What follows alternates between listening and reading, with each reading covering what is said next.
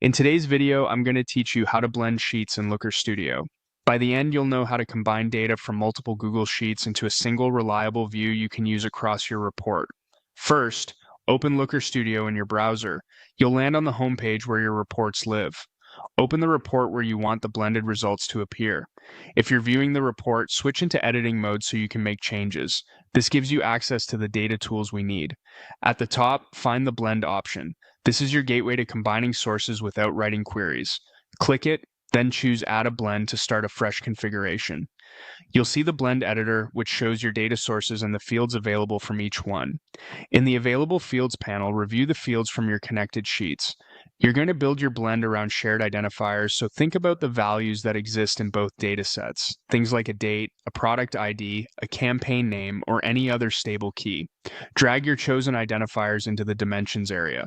Dimensions describe the by what of your analysis, and they also act as the join keys that align the rows between your sheets.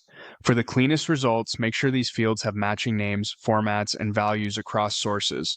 If the first source is your primary data set, add its key dimension first. The blend will respect that as the anchor. Next, add your metrics. These are the numbers you want to calculate, such as revenue, costs, quantity, or conversions. Drag them into the metrics area and confirm the default aggregation makes sense.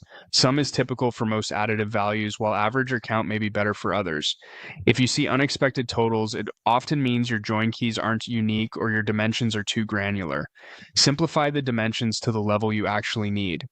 Set the date range so the blend respects the same time window you use in the report. If your sheets use a date field, include that date as a dimension so time-based filters work smoothly. Consistent date types across sources help avoid gaps or duplicates. When everything looks right, click Save. Your new blended data source is now available to use in charts, tables, and scorecards.